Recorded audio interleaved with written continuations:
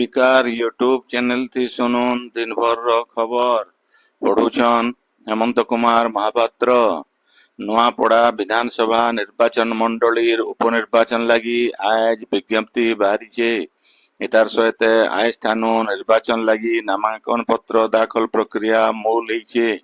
आज पहला दिने छनेबिल प्रार्थी नामांकन पत्र दाखल नाई करी आज ठानु 20 तारिख तक प्रार्थी माने सेमानंक नामांकन पत्र दाखल करि पारबे।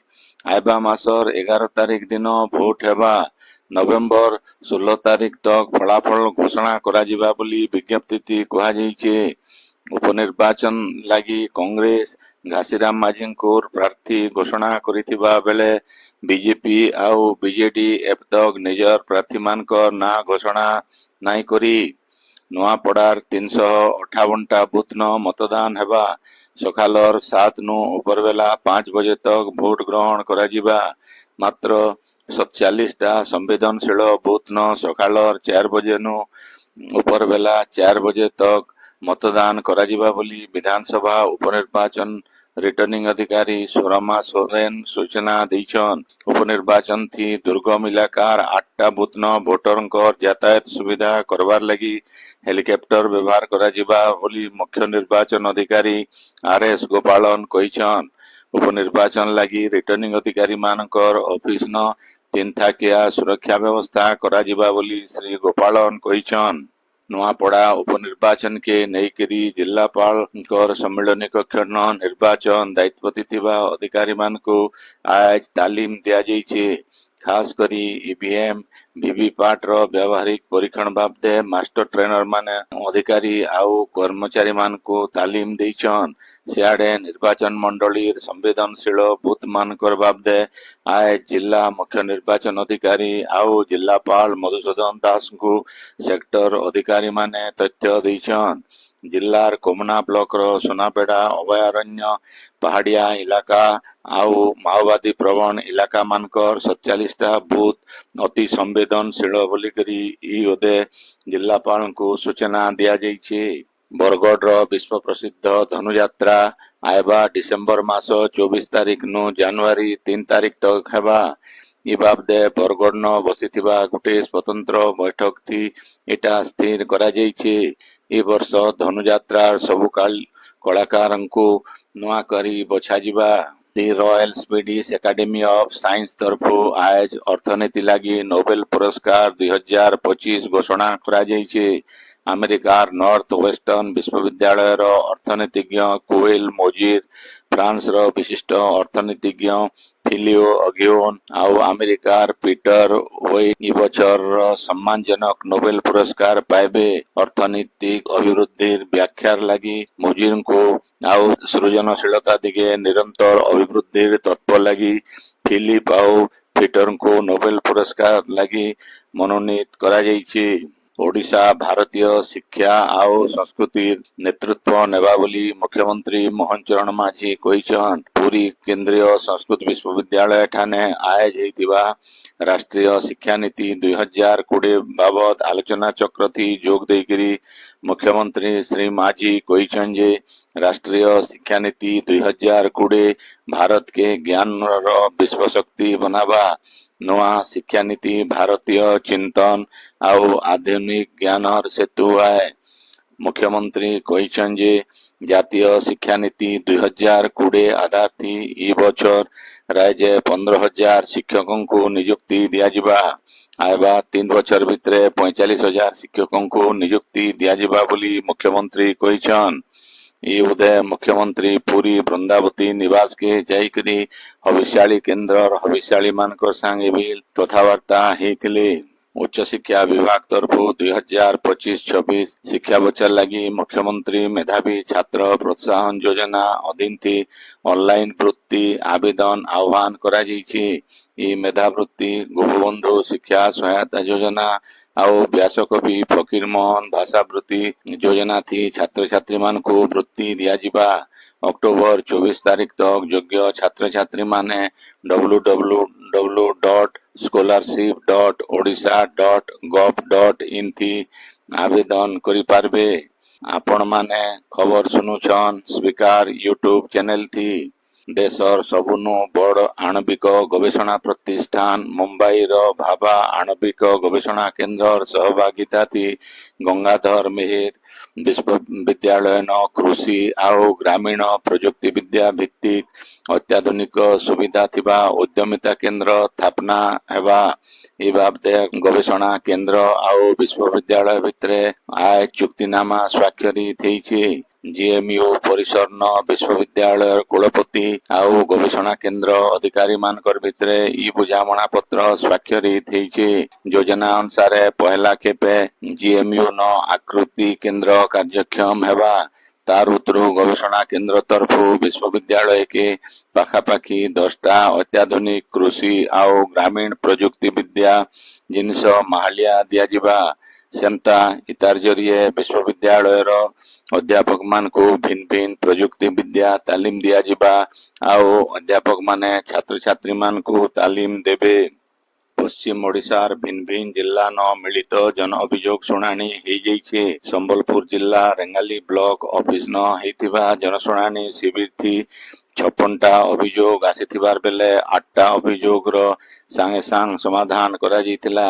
ରେଡକ୍ରସ ଅଧୀନ ଥି 3 ଜଣଙ୍କୁ 14,000 ଟଙ୍କାର ସହାୟ ଦିଆଯାଇଥିଲା। ଦେବଗଡ଼ ଜିଲ୍ଲା ବାରକୋଟ ବ୍ଲକ ପଞ୍ଚାୟତ ସମ୍ମିଳନୀ କକ୍ଷନ ହେଇଥିବା ଜନଶୁଣାଣି ଶିବିର ଥି 40ଟା ଅଭିଯୋଗର ଶୁଣାଣି ହେଇଥିଲା। ସେନ୍ତା ବରଗଡ଼ ଜିଲ୍ଲା ପଦମପୁର ପଞ୍ଚାୟତ ସମିତି ଅଫିସନ ହେଇଥିବା ଜନ ଅଭିଯୋଗ ଶୁଣାଣି ଶିବିର ଥି 31ଟା ଅଭିଯୋଗ ଆସିଥିଲା।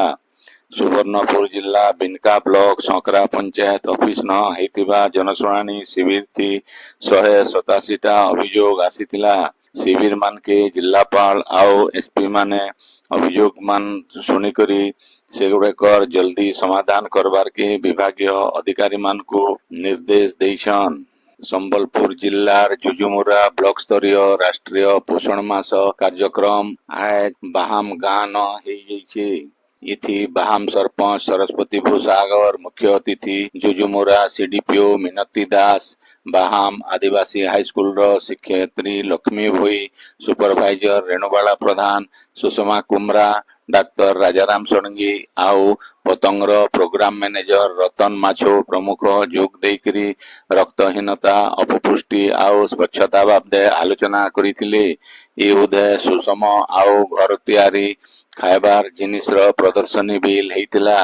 ଇତାର ଛଡା ଛାତ୍ରଛାତ୍ରୀ ମାନଙ୍କର ଭିତରେ ଆଗୁନୁ ହେଇଥିବା ଭିନ୍ନ ଭିନ୍ନ ପ୍ରତିଯୋଗିତାର କୃତି ପ୍ରତିଯୋଗୀ ମାନଙ୍କୁ ପୁରସ୍କାର ଦିଆଯାଇଥିଲା। ବ୍ଲକ ପୋଷଣ ସଂଯୋଜକ ଜୀବନ ଜ୍ୟୋତି ପ୍ରଧାନ କାର୍ଯ୍ୟକ୍ରମର ସଂଯୋଜନା କରିଥିଲେ। ବୁର୍ଲାର ସରକାରୀ ପିଏମ ଶ୍ରୀ ହାଇସ୍କୁଲନ ପ୍ରତିଷ୍ଠା ପରିବାରର 16 ନମ୍ବର ପ୍ରତିଷ୍ଠା ସମ୍ମାନ ଉତ୍ସବ ଉଦୟ ସବୁ ସ୍କୁଲ ଆଉ ବିଶ୍ୱବିଦ୍ୟାଳୟ ଛାତ୍ରଛାତ୍ରୀଙ୍କର ଭିତରେ ଡ୍ରଇଂ ଜିକେ ଓଡ଼ିଆ ଆଉ ଇଂରାଜୀ ରଚନା ମ୍ୟୁଜିକାଲ ବାଦ୍ୟଯନ୍ତ୍ର ଆଉ ଗୀତ ପ୍ରତିଯୋଗିତା ହେଇଯାଇଛି। ପ୍ରତିଯୋଗିତା ଥି ପାଖାପାଖି 500 ନୁ ଅଧିକା ଛାତ୍ରଛାତ୍ରୀ ଭାଗ ନେଇଥିଲେ। ହୀରାକୁଦ ବନ୍ଧର ଅଧୀକ୍ଷଣ ଯନ୍ତ୍ରୀ ଶୁଭ୍ରାଂଶୁ ଦ୍ୱିବେଦୀ ଏଥି ମୁଖ୍ୟ ଅତିଥି ଆଉ ବୁର୍ଲା ଭିଏସ୍ଏସ୍ୟୁଟି ର ସହଯୋଗୀ ଅଧ୍ୟାପିକା ସସ୍ମିତା ବେହେରା ସମ୍ମାନିତ ଅତିଥି ଭାବେ ଯୋଗ ଦେଇଥିଲେ। ପ୍ରତିଷ୍ଠା ପରିବାରର ସଭାପତି ପ୍ରସନ୍ନ କୁମାର ସାହୁ ଏଥି ଅଧ୍ୟକ୍ଷତା କରିଥିବାର ବେଲେ ତରୁଣୀ ସେନ ଚାନ୍ଦ କାର୍ଯ୍ୟକ୍ରମ ପରିଚାଳନା କରିଥିଲେ ଆଉ ସମ୍ପାଦକ ସୁବ୍ରତ ପଟ୍ଟନାୟକ ଧନ୍ୟବାଦ ଦେଇଥିଲେ। ପ୍ରତିଯୋଗିତା ଥି ପଶ୍ଚିମ ଓଡ଼ିଶାର 9 ଜଣ ବିଚାରକ ମଣ୍ଡଳୀ ଭିନ୍ନ ଭିନ୍ନ ପ୍ରତିଯୋଗିତାର ବିଚାରକ ଭାବେ ଯୋଗ ଦେଇଥିଲେ। ପରିବାରର ସଭ୍ୟ ଦେବାଶିଷ ନନ୍ଦ ପ୍ୟାରୀମୋହନ ପୂଜାରୀ ସହ ସଂଯୋଜକ ସୁଧୀର ରଞ୍ଜନ ମହାରଣା ସୋମନାଥ ଥାପଟ ଗୋପାଳ ପ୍ରଧାନ ଦୀପକ ରାଉତ ସତ୍ୟବ୍ରତ ନାୟକ ପ୍ରମୋଦ ଦାସ ସଞ୍ଜୀବ ଗୌଡ଼ ସଞ୍ଜୀବ ପଣ୍ଡା ପ୍ରମୁଖ ପରିଚାଳନା ଥି ସହଯୋଗ କରିଥିଲେ। ଆଇବା 19 ତାରିଖ ଦିନ ସମ୍ବଲପୁରୀ ଖାଦ୍ୟ ଲେଥାର କର୍ମଯୋଗୀ ମହିଳା ଆଉ ଗୃହିଣୀ ମାନଙ୍କର ଭିତରେ ଗୋଟିଏ ପ୍ରତିଯୋଗିତା ହେବା। ଏ ମାସ 26 ତାରିଖ ଦିନ କାର୍ଯ୍ୟକ୍ରମ ଉଦଯାପିତ ହେବା ବୋଲି ଜଣା ପଡିଛି। ସମ୍ବଲପୁରର ଭୀମଭୋଇ ପାର୍କ ନ ଭାରତୀୟ ଯୋଗ ସଂସ୍ଥାନର 59ତମ ଯୋଗ ଦିବସ ପାଳିତ ହେଇଯାଇଛି। ସଂସ୍ଥାନର ଓଡ଼ିଶା ପ୍ରାନ୍ତର ଉପସଭାପତି ପ୍ରାଣବନ୍ଧୁ ବେହେରାଙ୍କର ପୌରୋହିତ୍ୟଥି ହେଇଥିବା ଏ କାର୍ଯ୍ୟକ୍ରମଥି 30 ଜଣ ସାଧକ ସାଧିକା ଯୋଗ ଦେଇକିରି ଭିନ୍ନ ଭିନ୍ନ ଆସନ ପ୍ରାଣାୟାମ ଆଉ ଧ୍ୟାନ ଅଭ୍ୟାସ କରିଥିଲେ। କ୍ଷେତ୍ର ପ୍ରଧାନ ଅକ୍ଷୟ କୁମାର ଚାନ୍ଦ ଭାରତୀୟ ଯୋଗ ସଂସ୍ଥାନର ପରିଚୟ ଦେଇକିରି ସ୍ୱାଗତ ଭାଷଣ ଦେଇଥିବାର ବେଲେ କ୍ଷେତ୍ର ଉପଦେଷ୍ଟା ଅନୁପ ଅଗ୍ରୱାଲ ଧନ୍ୟବାଦ ଦେଇଥିଲେ। କାର୍ଯ୍ୟକ୍ରମକେ ଶାନ୍ତିଲତା ପାଣ୍ଡେ ସଂଯୋଜନା କରିଥିଲେ। ବୀରେନ୍ଦ୍ର ମେହେର, ପୁଷ୍ପାଞ୍ଜଳି ଠାକୁର, ତ୍ରିଲୋଚନ ମହାରଣା, ବାବଲୁ ବିଶ୍ୱାଳ, ନିତ୍ୟାନନ୍ଦ ପଣ୍ଡା, ଦୀନବନ୍ଧୁ ପଣ୍ଡା ଆଉ କାଶୀନାଥ ପ୍ରମୁଖ କାର୍ଯ୍ୟକ୍ରମ ପରିଚାଳନାଥି ସହଯୋଗ କରିଥିଲେ। ଆଜିଠାନୁ ରାୟଜୋ ଦକ୍ଷିଣ ପଶ୍ଚିମ ମୌସୁମୀ ଫେରବାର ଲାଗି ପାଗ ଠିକ ରହିଛି ବୋଲି ଭାରତୀୟ ପାଣିପାଗ ବିଭାଗ ତରଫରୁ କୁହାଯାଇଛି। ରାଜ୍ୟର ସମ୍ବଲପୁର, ଦେବଗଡ଼, ଝାରସୁଗୁଡ଼ା, ସୁନ୍ଦରଗଡ଼ ଜିଲ୍ଲାନ ଆଜ ମୌସୁମୀ ଫିରବାର ମୂଲ ହେଇଛି। ଆଇବା 2-3 ଦିନ ଭିତରେ ବାକି ଇଲାକାନୁ ବି ମୌସୁମୀ ଫିରବା। ଓଡ଼ିଶା ସହିତ ପଶ୍ଚିମବଙ୍ଗ ଆଉ ତେଲେଙ୍ଗାନାର କିଛିଟା ଇଲାକାନୁ ମୌସୁମୀ ଫିରବା ବୋଲି ବିଭାଗ ତରଫରୁ କୁହାଯାଇଛି। ଗଲା 16 ବছର ଋତୁରୁ ଇ ବছର ମେ ମାସର 28 ତାରିଖ ଦିନ ମୌସୁମୀ ଓଡ଼ିଶାକେ ଛୁଇଁଥିଲା ଆଉ ବର୍ଷା ସ୍ୱାଭାବିକ ରହିଥିଲା। ସିଆଡେ ଭୁବନେଶ୍ୱର ଆଞ୍ଚଳିକ ପାଣିପାଗ ବିଜ୍ଞାନ କେନ୍ଦ୍ରର ସୂଚନା ଅନୁସାରେ ଆଇବା 24 ଘଣ୍ଟା ଭିତରେ ରାଜ୍ୟର କେତେଟା ଜାଗାନ ଘଡ଼ଘଡ଼ି ସହିତ ହାଲକାନୁ ମଧ୍ୟମ ଧରଣର ବର୍ଷା ହେଇପାରେ। ପୁରୀ, କୋରାପୁଟ, ମାଲକାନଗିରି, ଗଞ୍ଜାମ, ଗଜପତି ଜିଲ୍ଲାନ ଜବର ବର୍ଷା ହେଇପାରେ ବୋଲି କେନ୍ଦ୍ର ତରଫରୁ ସତର୍କ ସୂଚନା ଜାରି କରାଯାଇଛି। ହୀରାକୁଦ ଜଳଭଣ୍ଡାରର ଥିବା ସର୍ବୋଚ୍ଚ ଜଳଧାରଣ କ୍ଷମତା 630 ଫୁଟକେ आज ସଞ୍ଜ ବେଲର 6 ବଜେ ଜଳସ୍ତର ପହଞ୍ଚିছে। ଜଳଭଣ୍ଡାରକେ ଫି ସେକେଣ୍ଡ 85,364 ଘନ ଫୁଟ ପାଏନ ଆସୁଥିବାର ବେଲେ ସେତକି ପାଏନ 3ଟା ଗେଟ୍ ଦେଇକିରି ଛଡ଼ା ଯାଉଛି। ଆଜିର ଖବର ଇନ ଶେଷ ହେଲା। ଆପଣଙ୍କର ଇଲାକାଥି ହେଉଥିବା ସଭା ସମିତି ସାଂସ୍କୃତିକ କାର୍ଯ୍ୟକ୍ରମ ବାବଦେ ଖବର ପ୍ରସାରଣ ଲାଗି ଆମର ହ୍ୱାଟ୍ସଆପ ନମ୍ବର 9437348018 के ଲେଖିକରି ପଠେଇ ପାରବେ। ସମ୍ବଲପୁରୀ ଭାଷା के बरकस करवार लगी आमर यूट्यूब चैनल के लाइक शेयर आउ सब्सक्राइब करवार के अनुरोध। आइबा काल खबर फिर सुनी पारबे राती 9 बजे। जोहार।